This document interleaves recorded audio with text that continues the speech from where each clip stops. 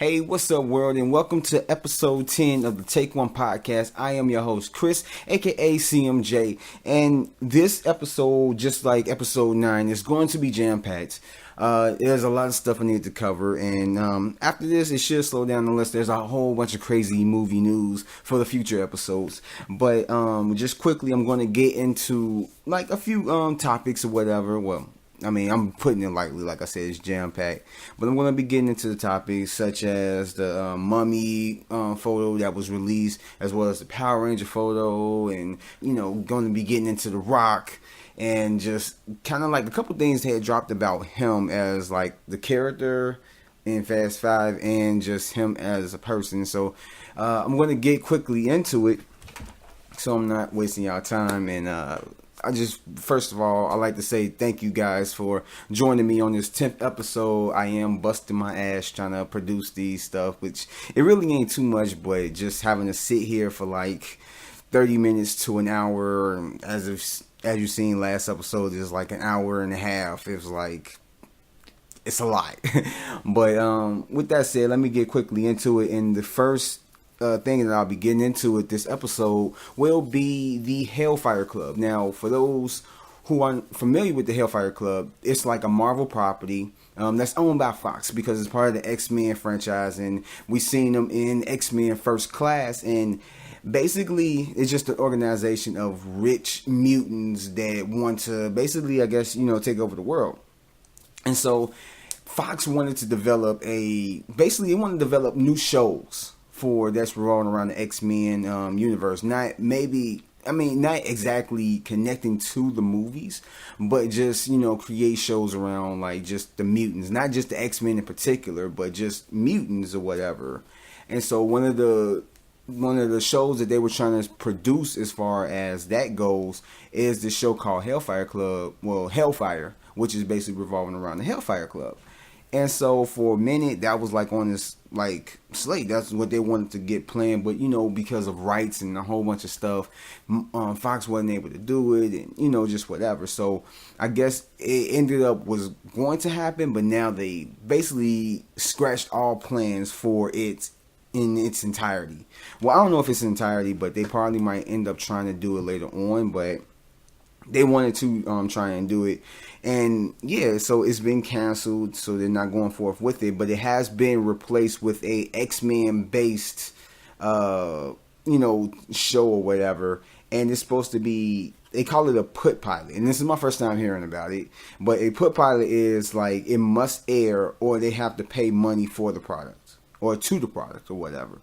So they're going to go forth with making it. They might as well, since they're going to have to give out money anyway, they might as well put it into a show where they can make more profit off of it, especially if it's good, And so it's supposed to be a joint connection between Fox and Marvel. So it's basically in production, like it's going to be co-produced by 20th Century Fox and Marvel Television.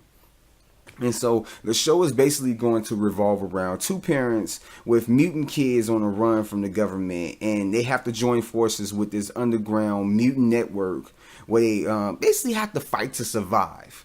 And so, to me, it sounds okay. It sounds okay. It sounds like any other X-Men movie. They're basically fighting other mutants. More than likely, that's what it's going to be. And they're fighting the government. Like humans aren't too fond of mutants and what they can do. And they just think that because they have powers that they're going to be superior. And, they're just going to try and take over and, cause all type of stuff. And so it's basically, I guess you could say, racism against, mutants. And it's not really having to do with a race. I don't know. I guess it depends on how you look at it. But in any case, it's kind of like the same thing that's been going on with the X-Men movies in any way. So, because like we've experienced that, I believe it was with X1. Basically all the first 3 X-Men movies, that's basically kind of what it was. Even though it was X-Men against X-Men, it was still like the general public, humans were afraid of mutants. And that's basically what it is. And so they're still going forward. Not only they're going forward with this, but they still are going forward with the show Legion, which is alongside of Hellfire Club, this is like another show that they was going to produce that's like part of the X-Men universe as far as the comics and all that stuff. And like they're going to, that's going to premiere, or that's going to be like shown on FX, which is a branch, which is a branch company, a channel under Fox. And so the showrunner and executive producer left the show basically to work on 24, and that's kind of like, I guess you can say, as far, and I'm talking about Hellfire, and like that's kind of like, I guess you could say, where it like fell off at. But at the same time, it's like I was kind of interested in seeing Hellfire Club. Like, I don't know too much about it. It's a lot of like properties that Marvel is putting out that I know about, that I don't know about, and the stuff that I don't know about, I wanted to learn more about. And so it's like I was really interested in just knowing like more about the Hellfire Club, because I'm not a comic book reader. I'm not a reader really at all, So I do YouTube videos, and I do this stuff like, and I learn from what I learn is from YouTube. A lot of the comic book stuff is from YouTube, from Comic Historian or Comics Explained or Watch Mojo and all this stuff, and just what's been predicted on, well, not predicted, but what's been told on just the movies and shows and stuff like that. And that's where I get my information from. And like a lot of it is like, I know that they've changed it from being where the comic books is to, what it is on the show. So, I mean, and that's basically where I get all my knowledge. So it's whatever. So with this, I hope that they reconsider and try and bring this back. But I want to see what they're trying to do, because it seems kind of interesting. I don't know about Legion. I don't know anything about that at all. But Hellfire Club seemed like a really kick-ass, kind of like concept, And then even just the name Hellfire, it sounds like a Fox movie, well, a Fox show. I mean, you can picture it like premiering tonight, Hellfire. It sounds like a Fox show. Even if it wasn't a Marvel show, that probably would be a show that they would have came out with, just something that have to do with hell or whatever the hell. Well, I mean, I didn't mean to say that, but whatever. But as of right now, it has no air date or title, which I'm talking about the show that's replacing Hellfire. It has no date, or like a title for it. So I think they're still like putting stuff together, and they're still trying to figure it out and like what they're gonna do with it. So I mean, I'm okay with that. It's whatever. And so, moving on to the next subject. And I'm getting into the new photo that came from Fast 8, which is a picture of The Rock's character, Hobbs. And in this photo, if you haven't seen it, it is him in a orange jumpsuit, like, the one that you wear in jail. And he's basically handcuffed. And it's like, that's basically all of what it is. It's just show him like that. It's nothing else really. In the photo, it's just show him in an orange jumpsuit, handcuffed. And it's basically kind of, I'm 50-50 on it. I'm 50-50. It's like, I'm 50 because it's like, and it's not saying that I like it, but it's one of the part of the first 50 is like me being curious about it. It's like, what happened? Is he going undercover? Did he get like arrested for something? Because more than likely he's framed for something. Or is it just something that happened in Furious? That happened in Furious 7, like him like shooting up the place. Maybe he killed somebody accidentally and he's getting charged for it or something. Or maybe it has something to do with Jason Statham's character, who he put away, and maybe like he has to get information. I don't know, something. Maybe it's something like that, or maybe you can't say that he did something wrong. And because he was a good character. He started off as kind of like the bad good guy, I guess you could say, just like the guy that was chasing, Dominic and his crew or whatnot. But then now he's like one of the main cast members as one of the main characters. And then the other 50% is I don't like it. Only for the specific reason that it doesn't say anything. I mean, it gives more questions than answers, which I know that's probably why they put it out there like that, where it's just, you don't know what's going on. We don't know the synopsis of the movie. We don't know what's happening. And it's like, it just doesn't say anything. It's just a photo with him being in the orange jumpsuit and handcuffed and he's in prison. Like, what does that really say? It doesn't say anything to me. It doesn't like get me excited to go see Furious 7 or Fast 8. I think Fast 8, what they call it. It doesn't get me, really eager to go see it. Like, I mean, of course I'm going to go see it because of what James Wan did with Furious 7, and that movie was phenomenal. But at the same time, it's like, it's just a photo. It does nothing for me. But guaranteed, like I said, I'm going to go see it probably opening night or before then or whatever the hell. But I mean, hopefully it has a good premise, and hopefully it doesn't have a major freaking plot hole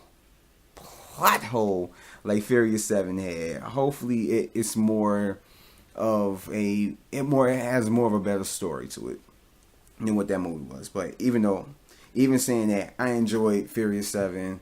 I just hope that this one is better, because it seemed like every other movie since then, they kind of topped themselves.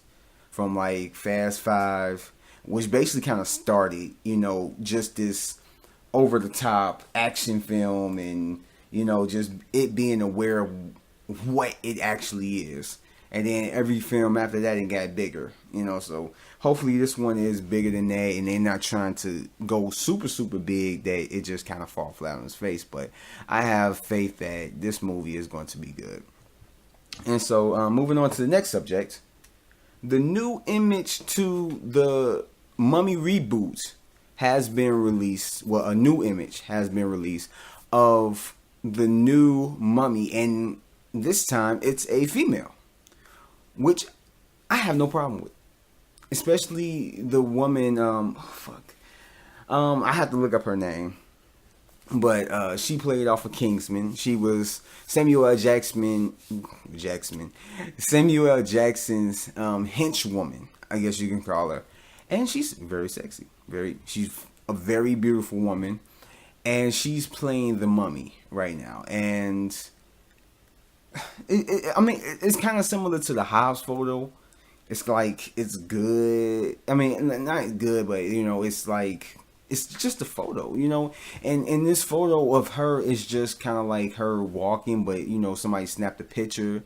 So it's like, it's just kind of like her and her, makeup. And she has the, the wrap around her. She got like that mummy appearance.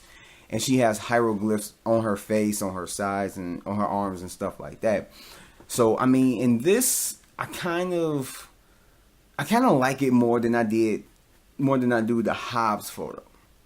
But this photo, even though it's kind of the same thing, it really don't say too much. But I like it because it's a new take on it. It's not just, we're going with the typical male for, playing the mummy. It's a female now.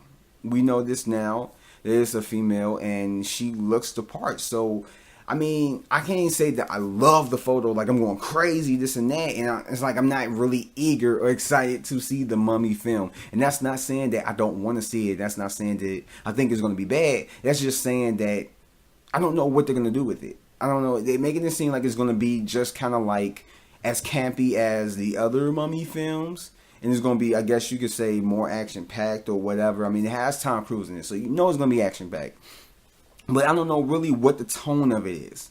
Is it action packed with like bits of comedy, or more than likely it's like that. But it's like I don't know exactly what to expect. So when I start to see more photos, maybe more better photos of the Mummy and some parts of the action, and see maybe a clip or a photo, not photo, but a trailer to it, then I could probably get more excited. But for now, I just don't. The photo was okay. It's letting us know what we're in for was well, kind of what we're in for. We're in for a female mummy, and we got a look of how she looks through there, up in the movie. So, I mean, I'm gonna go see the movie regardless, especially if it looks good on the trailer, and I'm curious to see what they're gonna do, and how big they're gonna go, and how different is it gonna be from the other mummy movies with Brendan Fraser helming as like the lead role. So, I mean, well, it's yet to be seen. And so, moving on to the next subject, it is another topic about The Rock, and not The Rock as a character, but Dwayne Johnson. And it's basically been released by Forbes that The Rock is the highest paid actor working right now.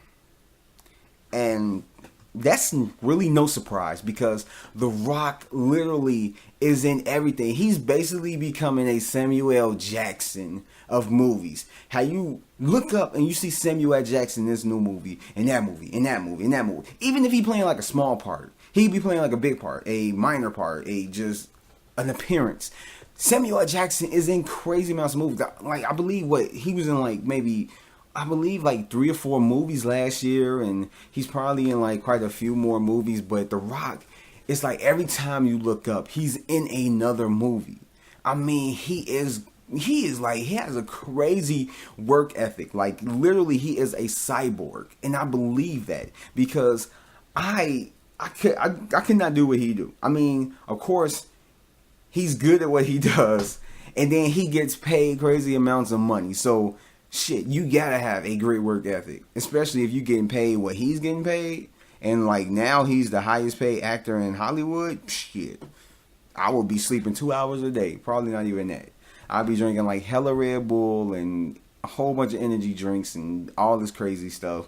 Man, I'll be snorting crack, if I'm getting paid rock money. So, I mean, it's no surprise. I mean, because like I said, when you look at it, like, he's been in like crazy amounts of movies. Like, he's gonna be in the reboot movie form of Baywatch. He's going to be in Fast 8, as we just discussed. He's going to be in the new Shazam movie that's going to be coming out in like a couple years.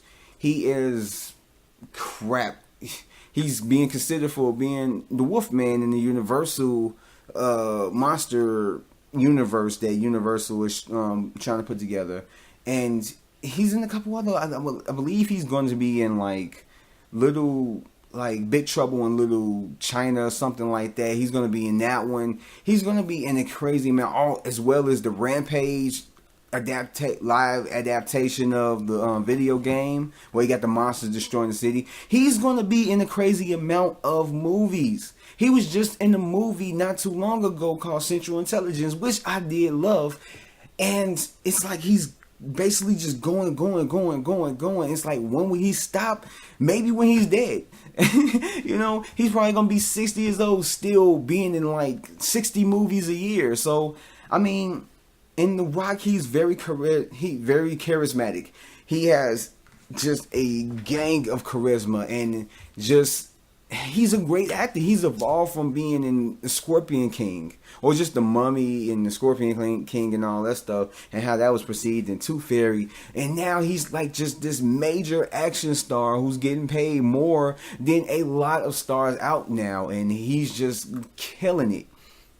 So, I mean, shit, like I said, that's no surprise. And so, he's basically at right now.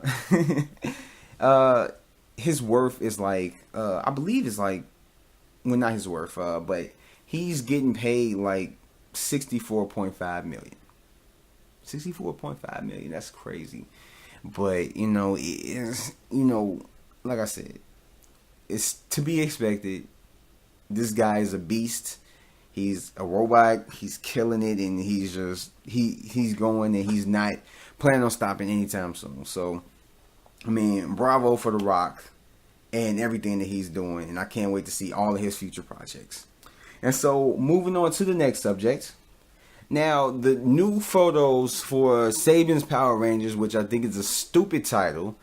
we all know that Saban or Saban or however you want to say it, we all know that he created the Power Rangers. He became a billionaire off of freaking Power Rangers and now on all the other properties that he came out with. Big Bad Beetleborgs and I forget the other stuff. I used to watch it as a kid. But in any case, so Saban's Power Rangers is in production still. It should be wrapping up soon. And it comes out next year, the beginning of next year, the first quarter of next year. And so new photos have came out. I gave my thoughts on the other poster that came out with all of them on the ground looking up at the sky, and then the stars is making the symbol of the making the Power Ranger symbol of the lightning. And I thought that was pretty cool. So a few photos, well, not a few, like a lot of photos that came out. Again, like a bunch of them are kind of like the same, but they're basically just each of the Power Rangers without their, helmets. It's just the picture of their face, and it shows their color, and it shows the lightning symbol right in front of their face, and it's just I'm not saying that I don't. Well, I don't like them. Just flat out, I don't like them. Only for the simple fact that it really doesn't say anything. Now, like I said, I explained why I like the other poster. Because it said a lot with just in one. And this one, I mean, I guess it's okay.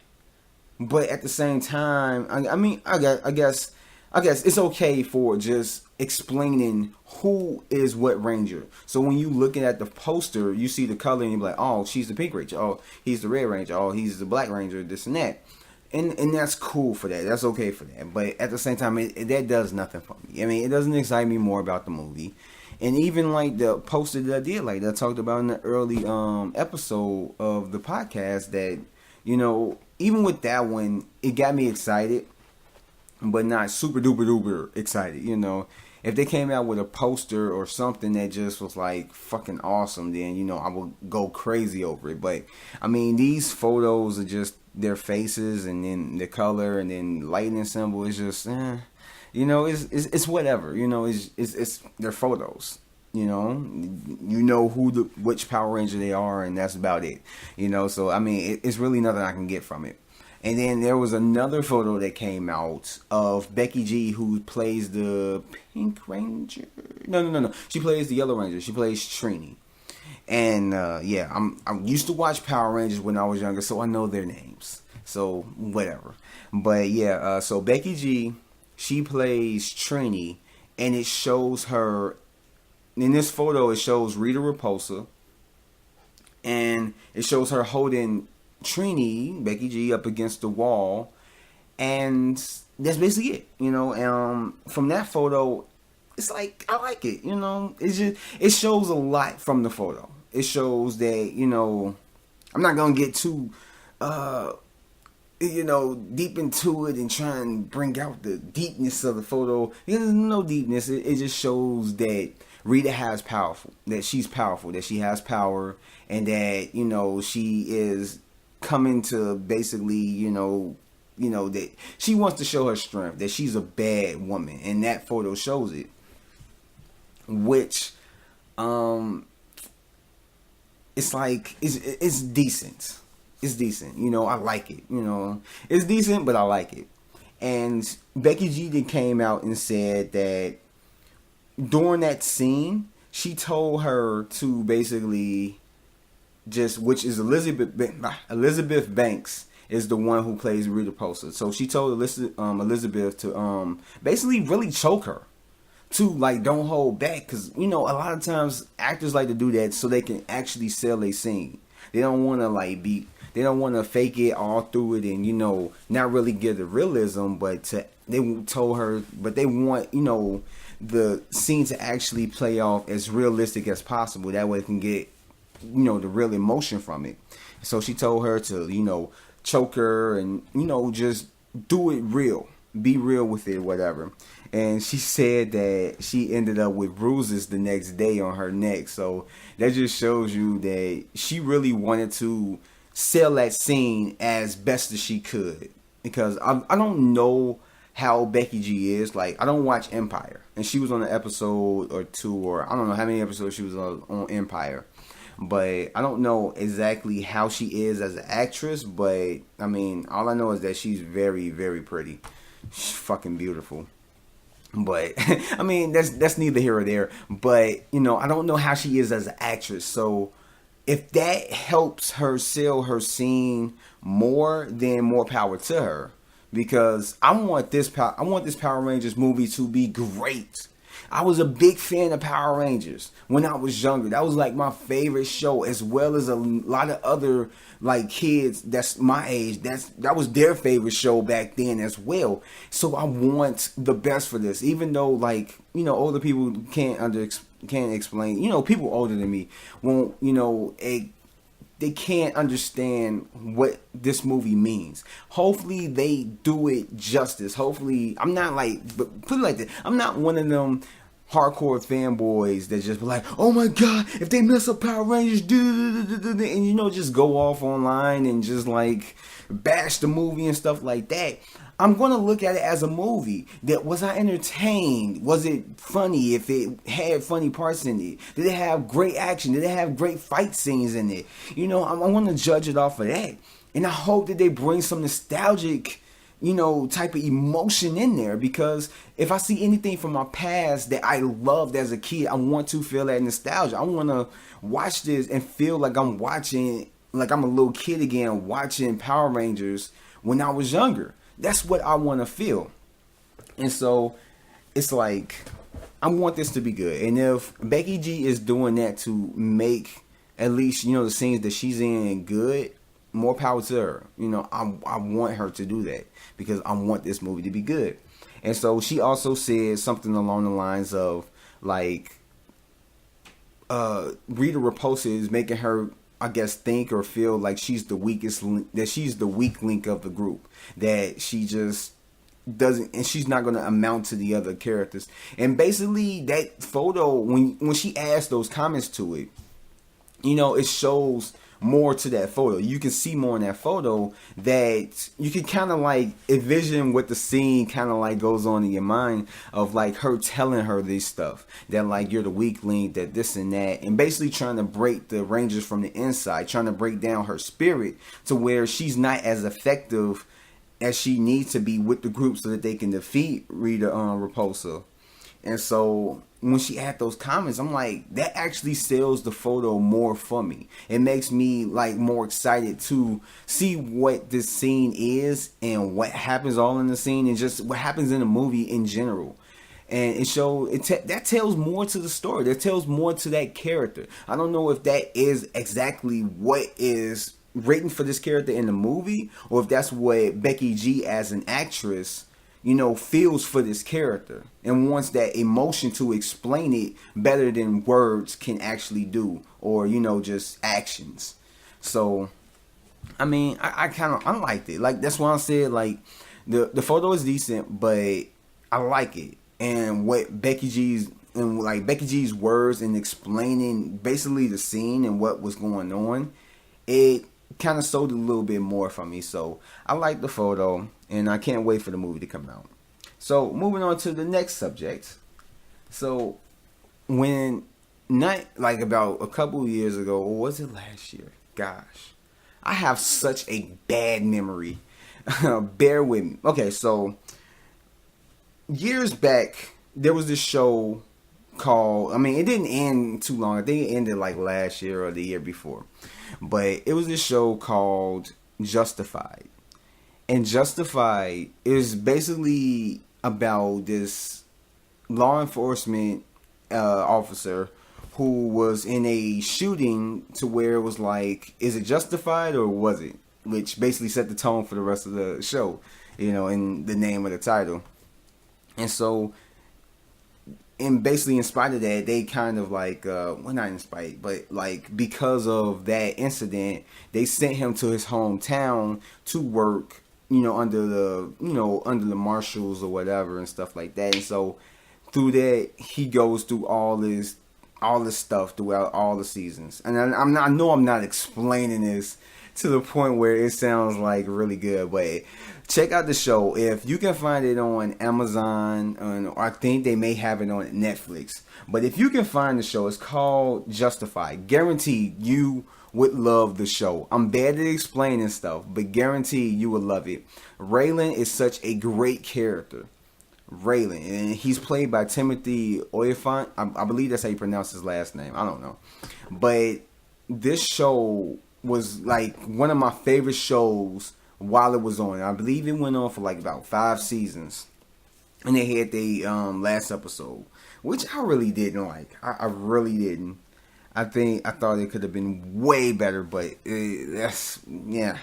But throughout the whole seasons, like throughout each season, like that show was so good. That was one of them shows where you know how you have like maybe 20 shows that you watch, or not even 20, about 10 shows that you watch, and maybe about 5, like maybe about 4 or 5 of them are shows that you can't wait until the next episode because it's so good, or you can't wait until the next season because you want to see what happens. You can't wait for this show because it's like one of them shows that's just like freaking awesome, like per episode.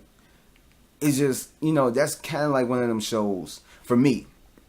While it was on, was like one of my favorite shows. Like each episode, I had to make sure that I watched it that week because it was just, I wanted to see what happened. I wanted to be entertained. Every single episode was entertaining.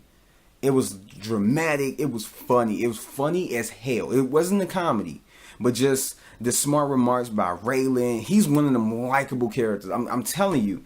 I can't really explain it to do it justice, but if you, well, no pun intended, but if y'all ever get a chance to, it's called Justified. It went on for, I believe, 5 seasons. I believe it was 5 seasons. But the show is awesome. You guys will love it, especially if you like cop dramas or whatever. It's not as serious as like freaking like Law and Order, but it's fucking entertaining. It's so entertaining. Me and my father loved it. He loved it when it was on. I loved it. Like, that show was just crazy. But if you guys get a chance to check it out, check it out. I promise you would not go wrong. Especially from the first episode. You would not go wrong. And in saying that, I'm saying this. They're talking about maybe Justified coming back for a limited series. Maybe on Netflix. I don't know.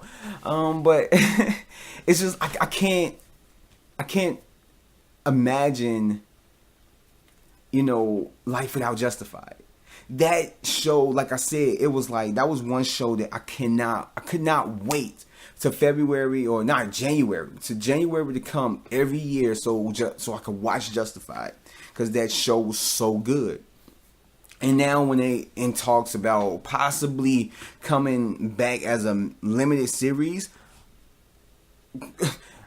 when is the release date? Because that is a show that I will be watching every single week. And if it's on Netflix, oh my God, they need to do it. They didn't need to stop the show. They could have kept the show going for 5 more seasons. That show was so good. And to know that they might be bringing it back, it's so, oh my God, like that gets me so excited, and I hope that it happens. And Walter Goggins, which is the guy who played Boy Crowder, which if you watch the show, anybody who has watched the show in the past, or if you plan on watching the show, maybe checking it out after listening to this podcast, which I really hope that you do, so check it out. Boy Crowder is also one of those characters that is a very likable character. He's one of them characters is like, if Raylan Givens is Batman, Boy Crowder is the Joker. They're yin and yang to each other. It's like there is no Raylan without, I'm over exaggerating, but there's no Raylan without Boyd, and there's no Boyd without Raylan. They basically kind of complete each other. It's like Boy Crowder is a great villain within this season. It's like, what in this series, he is like he's kind of like a religious kind of freak, but he uses religion to kind of like, I guess you can say, psychologically manipulate people. If that's the best way to put it, it's just I'm just going crazy. But in any case, so Walter Goggins, Walter Goggins wants to return for a limited series for Justified, and I hope that they do that because that story can go on. Now, I'm not gonna give out spoilers because I'm over here telling people to watch this. I'm telling y'all to go watch it. And if y'all haven't seen it, and like after this, if y'all curious on watching it, I'm not gonna give spoilers on how it ends. But like I said before, I didn't like the series finale. I did not like it. It was okay for like it was like okay for like maybe like the 5th episode or maybe a mid-season finale for the last season, but to end it off like it was just but I hope that they do that way they can actually end the show off great, because I thought something was going to happen but it didn't end up happening, and it's like so it's like it's a good show. I hope that they bring it back. I hope whatever it's on, whether they put it as a limited series on Fox or whether it goes back on FX or whether they do it on like Hulu, Amazon Prime, or Netflix. However they're gonna bring it back because that show was just phenomenal, and I'm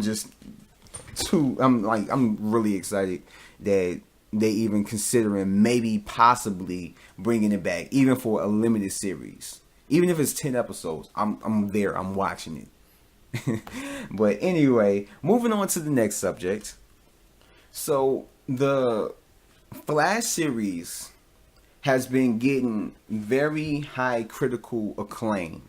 That this show is, a lot of people, as far as like superhero shows on the CW or just anywhere, it's like one of the best shows, and it's like right next to Daredevil, because Daredevil is a kick-ass show. That's figuratively and literally. Watch Daredevil. If you haven't seen it, it's 2 seasons on there.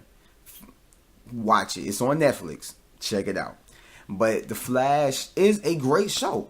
Like, going in, I'm just give you a little quick history. I ain't gonna talk too much on it, but going into The Flash, I didn't know too much about The Flash. I didn't know. I just thought Flash ran fast and that was it. But after seeing everything that The Flash can do, as far as him being like a real big pivotal, oh my god, I cannot pronounce that word. Pivotal, you know what I'm trying to say, just character as far as the Justice League, he has more of a role to play. He can travel through time, going back, forward. He can travel through different dimensions, going to different Earths. He can do all that stuff. He can phase through walls. He can, it's just so much to the Flash character as far as his powers that it's so crazy. And so I kind of like underestimated this character, and like going into The Flash, I'm seeing all this stuff.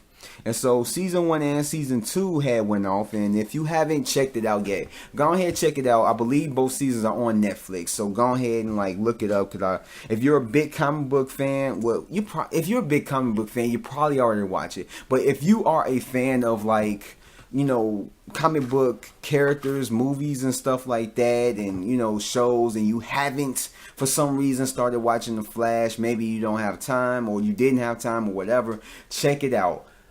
Season 2 is probably on Netflix already. I believe so. If it's not, season 1 is on there. Soon, probably close to the time that season 3 is going to premiere on the CW, season 2 is going to be on there. So, binge watch both seasons if both seasons are on there, or whenever the second season comes. Binge watch it, because it's a great show. It's funny. It's like, it's everything. It's funny. Anyway. So they're going into season 3, and one of the criticisms that I've been hearing lately, which I didn't really think about it until I heard other people say it, and it kind of like, I ain't gonna say like it influenced my outlook on just the overall look of the show, but I can see where they're coming from. And one of the criticisms is that each season has to do with the top villain being a speedster. Now we had Eobard Thawne as the reverse Flash. I cannot talk for my life. Bear with me. It's like Eobard Thawne. Oh my god, I'm butchering the name. The Reverse Flash was in the season one as the main villain. Flash, he has all these other villains, but the main villain was Eobard Thawne. There we go, I got it. And the second season was Jay Garrick as Zoom, which was another speedster. Reverse Flash is a speedster, Zoom is a speedster. And that was like basically, you know, Flash had his enemies throughout the seasons, but Zoom was his main antagonist. And one thing that people have kind of like put out there is that, yeah, in both seasons, it kind of like goes to like a foot race. And it's true. It's like in the first season, the Flash went toe-to-toe with Reverse Flash in a race. And then in the second season, he went toe-to-toe with Zoom in a race. And it's like, yeah, it's like it's a recurring theme.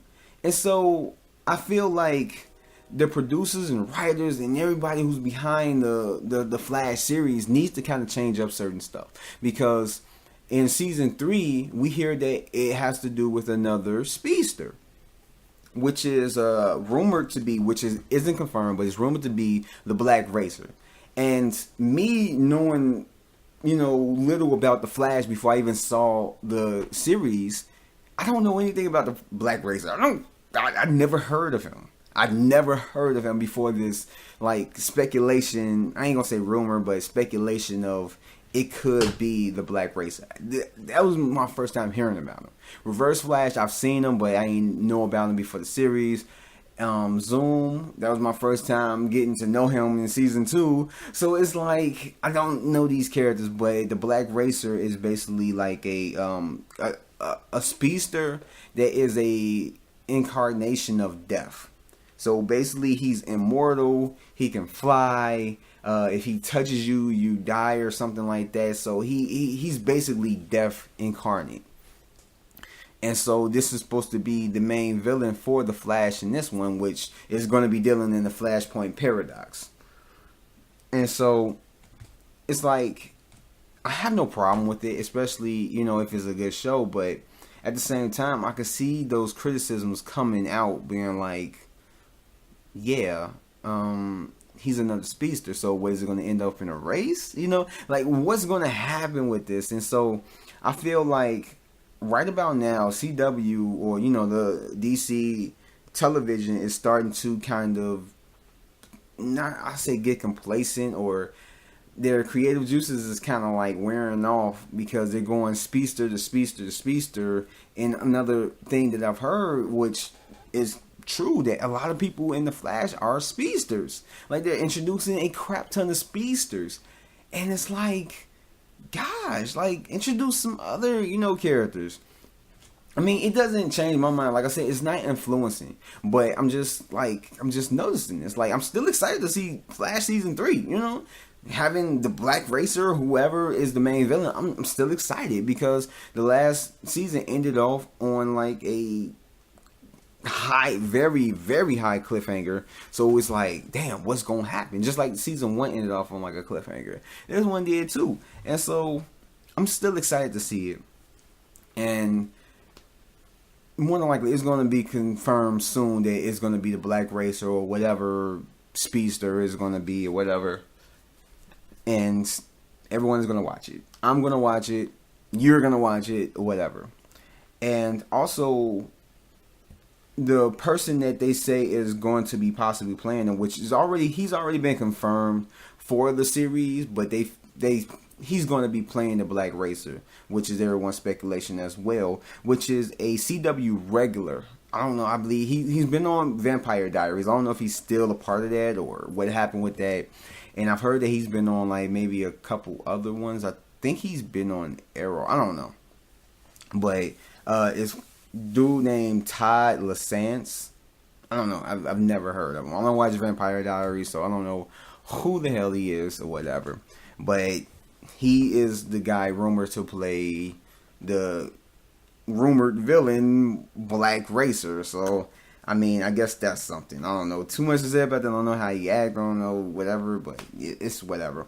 And also, as well as for the Flash season 3, as another speedster, you have Kid Flash, and the photo has came out for Kid Flash, which is Wally West, who was introduced last season, which is season 2 or whatever, in the Flash, and he was hit with the the particle accelerator, but yet he wasn't a speedster. So me as well as my nephew, who is a big Flash fan, he was wondering like, okay, when is he gonna show his power? And it was like he didn't show his power. I mean, spoilers for anybody who hasn't seen. I know I plugged the show if you haven't seen it and all that stuff, but it's like he doesn't show his powers. So spoilers. He doesn't show that he has any type of powers or any hints of any powers, but it shows that next season, during the Flashpoint Paradox, when everything is changed, that he will be Kid Flash. And the photo came out, and I think the suit looks awesome. It looks awesome. It looks like it's a combination in between the Flash and the Reverse Flash. And his mask isn't like the Flash, where it's kind of like covering everything besides his eyes and mouth or whatever. It's just it basically it's kind of like it doesn't cover the top of his head, and it's kind of like more free motion. I don't think it covers his neck either. So it's like I liked it. Like it's a cool costume. I want to see how he is in action. It's just like it's made. It looks like it's made out of the same material as the Flash costume. So it's really nothing too different from it. But it's whatever. And yeah, I just. With him having the name Kid Flash, because they did come out and say that he is Kid Flash, it got you kind of thinking like there must be another Flash in there for him to be Kid Flash, because you're not about to just come out being the only speedster as far as to your knowledge and just call yourself Kid Flash. Like, no. Like, you're gonna call yourself the Flash or whatever. You're not gonna have Kid before that. So there's gonna be another speedster. Will it be Barry Allen? Will it be another, will it be Jake Garrett or something like that? I don't know what it will be. But as far as the suit, I love it. I want to see, and just got me more excited to see season 3 of The Flash. And so with that said, I am moving on to the next subject, which is the rumored villains for Wolverine 3. Now, at first it was thought that the villain was going to be Mr. Sinister, which I don't know shit about. But I mean, that was kind of like the rumor of who it was going to be or whatnot. But now there is speculation on new villains, and when I say villains, I mean villains, with an S. And that, of course, is going to have X-23, which may be the girl that's in the picture with Hugh Jackman or whatever, that's been released like a month ago or whatnot. But then there is speculation to be new villains that called Reavers.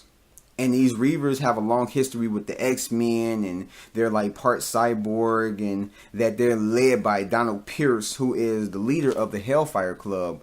Which, if that's true, then that means that the Hellfire Club more than likely is going to be involved in some form of fashion within this movie. And so they also said that it's going to be a character that's made up for just the movie, that doesn't derive from the comic books or whatever. And he's a bad guy. He's going to be a bad guy, and he's played by Boyd Holbrook. I'm bad with names. And he's supposed to be a leader of this future court, because the movie takes place in the future. And it's like they came out and said that it's not going to be Old Man Logan, blah, blah, blah. But that doesn't mean that they're not going to take some type of form of... They're not going to take bits and pieces from Old Man Logan. Because if you have it in the future, and you got Wolverine with a full beard, then it's like you're gonna take some stuff from Old Man Logan. I know you can't do it because I believe it involves the Hulk or whatever in that storyline. I believe it belongs. Wow, I believe that it has Hawkeye in there and a bunch of other Marvel characters that belong to Marvel Studios company that Fox can't use, so they can't use the real thing of Old Man Logan, but guaranteed they're gonna take bits and pieces of Old Man Logan and put it to this movie since it takes place in the future where Wolverine is going to be older, so I mean it is what it is. If they have those characters in there, I don't know, it just seemed like a whole lot. It seemed like a whole bunch. You're gonna have the Reavers, and then you may have the Hellfire Club in there. Then you're gonna have this new character up in there, and all these are villains. And then you're gonna have more than likely introduce not Weapon X. Weapon X is in there. That's Wolverine, but you're gonna introduce X-23. So it's like it's a lot going on in there. So I don't know. Like, it sounds cool. Maybe if it was an X-Men movie, but it's a Wolverine movie that's just going to have Professor X in there and maybe X-23, and that's about it. So I don't know where they can go with this, how it's going to play out, or, who are the villains. Maybe it is that, maybe it's Mr. Sinister, maybe it's somebody else, or whatever the hell. But I don't know, I just can't wait for it. I really cannot wait for it. And so, moving on to the next subject, it is Joker's purpose in Suicide Squad has been released. And it's basically what we all expect. We didn't expect him to be part of the Suicide Squad because Joker as a character is a wild card. He's not a person that plays along. He's not a person that plays well with rules. You can have him in the Suicide Squad, but the Joker always has a card under his sleeve. No pun intended. And so you can't contain him. Joker is just, he's spontaneous, he does whatever, and he's just a crazy guy. And so, as far as his involvement in the Suicide Squad, because what it looks like is that he has a major involvement. Maybe not with their storyline, maybe he's a sub-storyline or whatever the hell. But we don't know how deeply major, but since he is a major character and everybody wants to see the Joker, it's like he's going to play a big part in it. They're going to have him play a big part. And so the Suicide Squad is basically, just on a mission to take down this even like more bad, evil, or whatever the hell. So Joker's purpose is going to more than likely conflict with what they're trying to get accomplished. Because if you notice, Suicide Squad has Harley Quinn in there. And for those who knows, which all you guys should know, that Joker is basically, I wouldn't say in love with Harley Quinn, but that's his girlfriend. And they have like a love-hate relationship. It's kind of like twisted and demented and everything or whatever the hell. But the Joker, basically, he loves her, but he manipulates her and this and that, and he needs her, he doesn't want her, and it's a crazy relationship. And so if he doesn't have her, he doesn't want anyone else to have her. So his whole purpose in the movie is to get back Harley Quinn. So more than likely what it is that they're let out on, Task Force X, which is Suicide Squad, to go fight this baddie. Maybe Joker breaks out of Arkham Asylum or whatever he's being held, and he goes on a hunt to find Harley Quinn, and in doing so, he throws a monkey wrench in the Suicide Squad's plans and everything else, and he just corrupts all this, not corrupts, but he brings up all this chaos and everything, just trying to get her back. Which, even though we all kind of figured out, like, that's what his purpose is, it's like, I like it. It's that's basically the Joker. That's what he is from the cartoon, and what I remember him from the Batman animated series. Which, fact, that was the creation of Harley Quinn. She didn't originate from the comic books. She originated from that show, and from that show, everyone loved her. So then they kind of like put her in the comic books, and then she just grown to be just. When you think of Joker, you kind of think of, besides Batman, you think of Harley Quinn. When you think of Harley Quinn, you think of Joker. So it's kind of like a yin and yang. That's his other yin and yang. And so it's like that really fits. Like I could see that being very interesting and entertaining and funny when it probably needs to be, which it probably is going to be hella funny. And so it's like I want to see it. I want to see how Jared Leto plays the Joker. We got bits and pieces of the Joker, and it's like I enjoy what they've given us. I've enjoyed it, and so it's like I just want to see how that plays out, and how him and Harley Quinn play off of each other. I want to see that. I want to see what he does with the Suicide Squad when they finally meet him, and how the interaction is going to be. I love it, and I just love the whole thing of him, his purpose being in Suicide Squad, which we all kind of knew, but I love it anyway.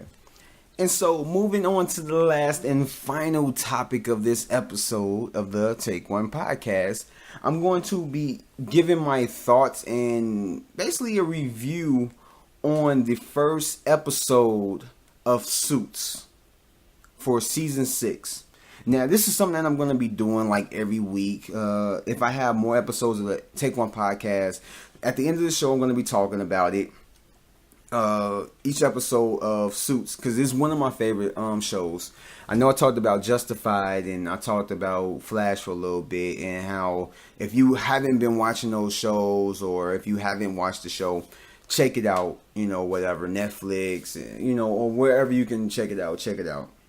This is one show, I'm not going to get too much into it because I need to get my review on it so I can end off this podcast.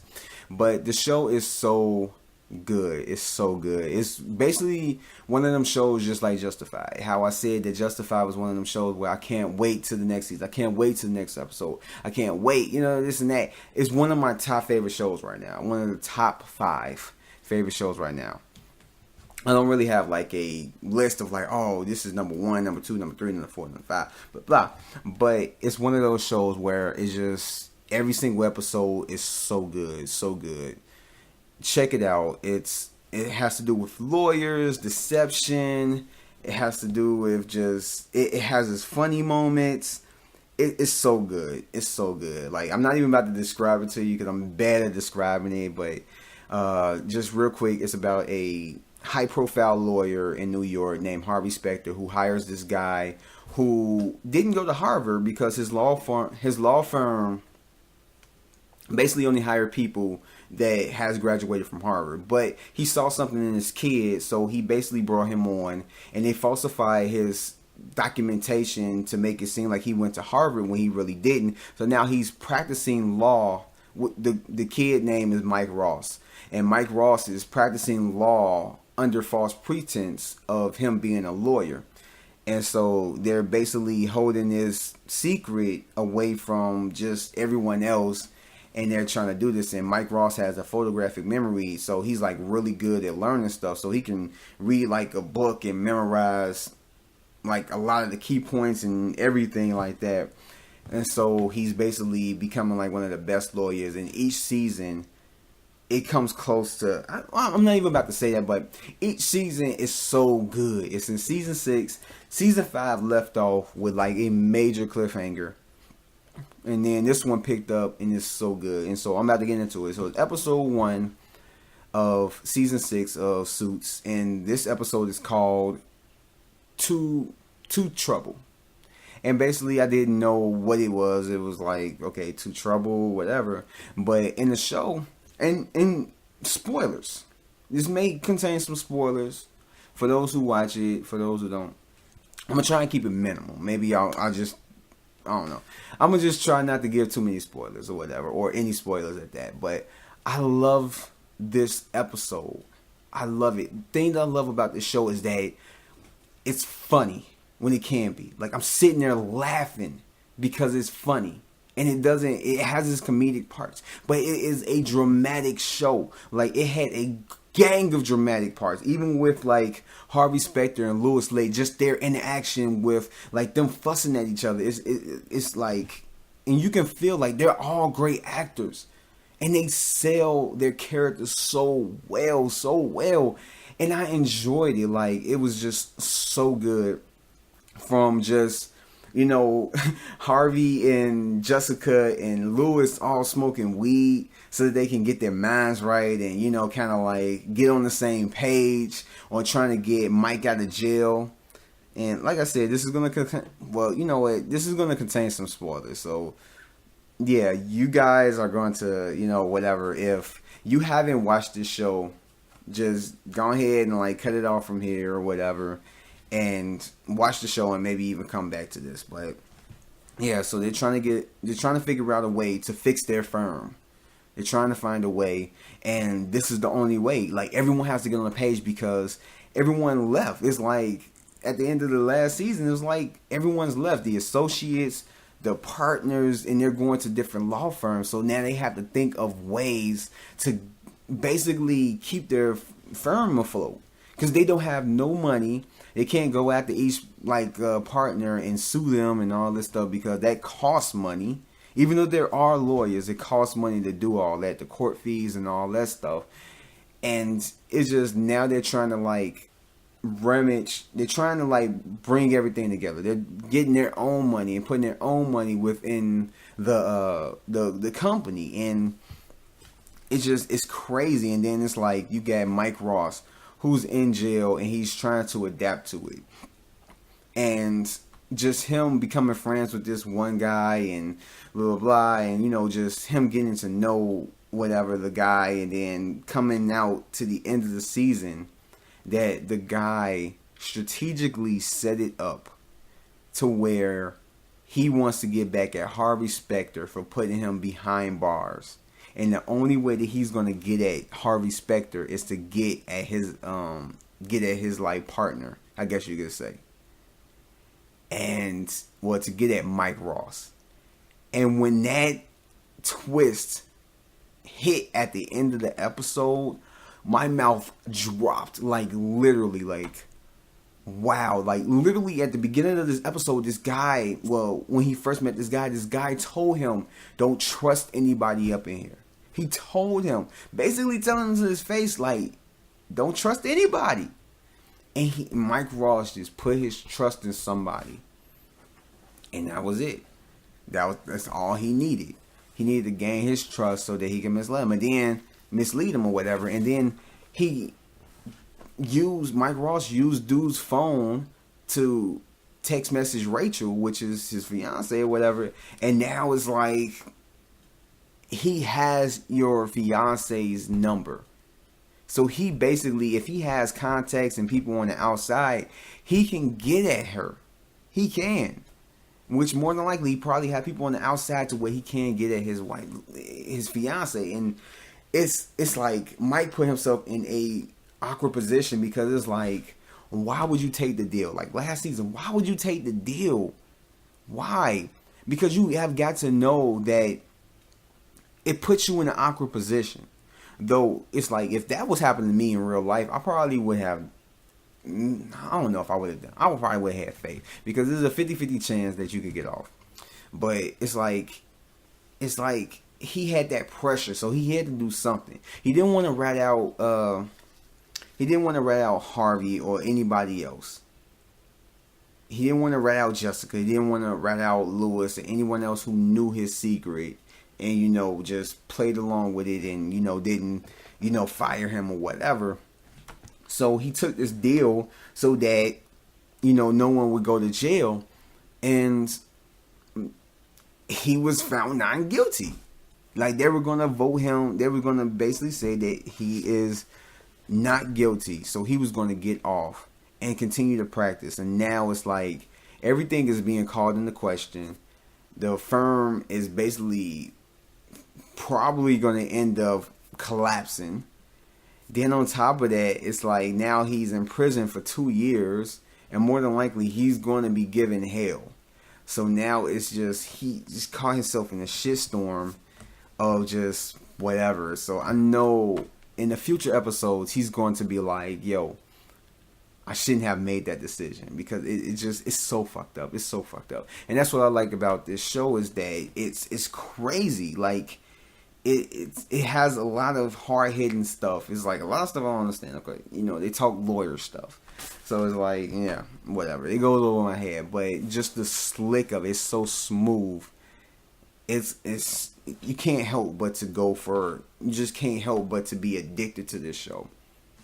And so, yeah, like, I mean, I believe that's all I can cover, but I really enjoyed the episode. I really enjoyed it. I mean, I really, really did. I can't wait to the second episode. And yeah, so with that said, that's all I can say about that. There's nothing else I can really talk more on. Episode 2 of Suits Season 6, 2 Trouble. Oh yeah, and also, like, 2 Trouble, like I said, I didn't know what that meant.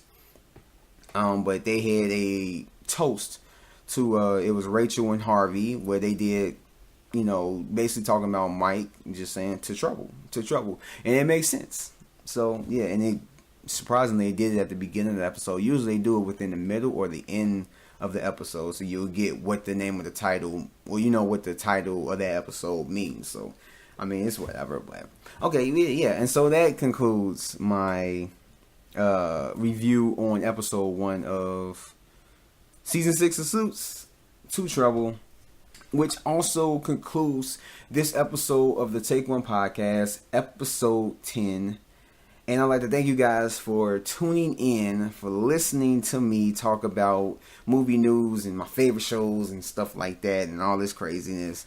And if you are, willing to, which I know you are by now, go ahead and subscribe to my channel. I always can use more subscriptions. Go ahead and leave a comment if you like or agree or, dislike, disagree, or whatever, whatever. With anything that I'm saying, go ahead and leave a comment.